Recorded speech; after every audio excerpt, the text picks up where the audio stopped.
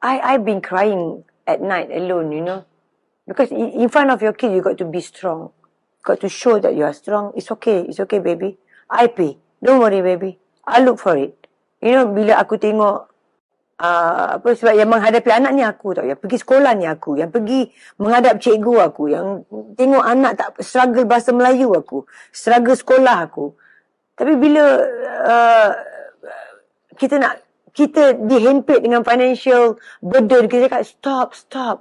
That money I can use for the school. Stop. You don't want to give me money, it's okay. Okay, tak cukup duit, tak apa, aku bilang. But don't give financial burden to me because I need to have a wisdom mind untuk aku berfikir yang terbaik demi anak-anak dan untuk anak-anak dia juga. Tapi aku rasa dia kejam. Aku rasa dia hanya fikir diri dia sendiri. Sebab tu aku berdoa dengan Tuhan. Aku bilang, Ya Allah, kau berikanlah dia jodoh. Masa tu saya tak semayang, TV. Umur 42 tahun saya ingat. Saya tak semayang. Puasa lah. Tapi puasa, kadang-kadang curi makan, kadang-kadang tak. Tapi banyak puasa curi makan lah. Saya turun ke surau tingkat bawah tu. Saya solat, saya kata, Ya Allah, ya Tuhan aku. Saya tak berani nak janji lebih. Saya kata, kembalikanlah, sembuhkanlah ibuku, Ya Allah.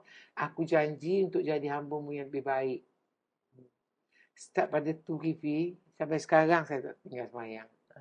Ada hikmahnya tu. Kan? Mungkin kalau mak saya tak jadi macam itu, sampai sekarang saya masih kat zoo.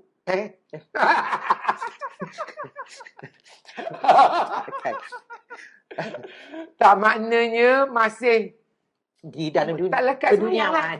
Tak lekat semayang. Semayang kita masih leka lah. Leka lah. Tapi Allah bagi musibah untuk sedarkan saya.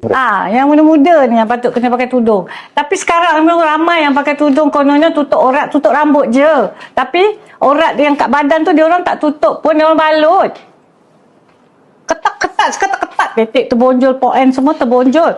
Tapi atas tudung, apa kejatuhnya? Itu. Kami suka sangat dua soalan yang terakhir ni. Soalan pertama tu selama ni tak suka lah yang soalan lain tu. Soalan lain pun best. Okey, tapi soalan you yang terbaik ni dua ni. Macam you save the best for last lah Okey, soalan you yang pertama, apa lagi yang kami kejar sekarang ni? Kami teringin sangat nak pergi haji.